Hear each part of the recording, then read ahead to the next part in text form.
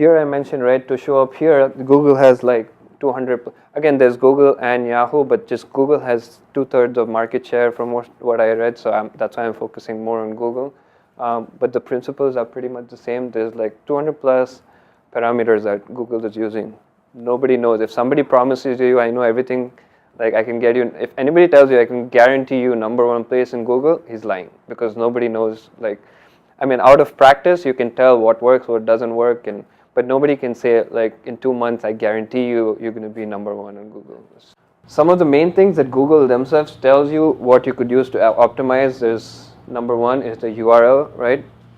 So if you run a furniture store, for example, in Jersey City, and if people are searching for furniture Jersey City, and if your URL has mannyisjerseycity.com or whatever, right? There is some benefit of having the keyword in your URL. Anyone who's ever tried to look for a domain name would have experienced that it's so hard to find any good .com names these days. Most of them are taken. So to them, I'll say that don't worry if you can't find. Ideally, it would be nice to have 1 or 2 keywords in there, but if you don't, there's other ways to work on it. So, and Google understands that pretty well too. And then keyword phrases, like I said again, your phrase is typically a combination of words, right? So it could be furniture and Jersey City, right? That would be a phrase, or it could be sofas Jersey City. So you need to come up with the right phrases, keyword phrases. How do we get to that? There is no guesswork here. I'll walk you through in a couple of minutes how exactly you need to find those. Density is how often that keyword is repeated on your website. Too little is not good for search engines. Too much is considered spam. Nobody knows what the right percentage is, but what Google tells us is, as long as the focus should not be on repeating those keywords, the focus should be on providing relevant and unique content.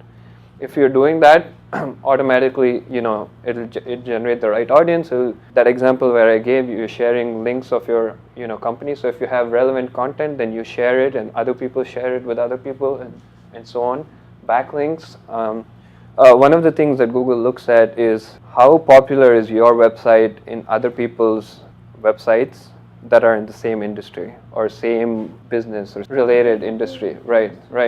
You can use social network as well. I gave that example before, where you post a blog on your website or you post a video, and then make sure you share it on all your different social medias. And when other people in your social media share it, then it's automatically building backlinks. It's nothing but a link of your website, not just website, your web page, any web page on another person's or another company's web page. Meta description. So I talked about meta title, meta keywords, and meta description. So I think about a year ago, all these 3 were relevant for Google, but last year Google dropped meta keywords. So Google does not look at meta keywords anymore. It looks at keywords, but not meta keywords. And I'll tell you what the difference. Search friendly graphics. So if you have a picture, right? Typically, what is the tendency? If you have a picture on the website, if you ask your developer to ask your developer next time that, can you give me the names of the images that I have on the website? It typically will say image1.jpg, image2.jpg. That's not the best way to do it.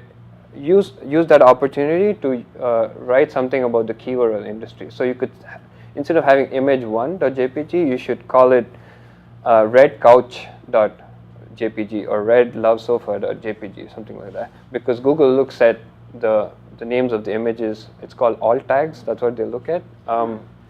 So that's another way to boost your ranking.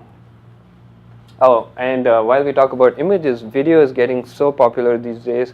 There's two big benefits of videos. One is it dramatically increases your user experience, right? Who wants to read a page of like 300 words when you have a 10-second video, right? We all tend to look at videos more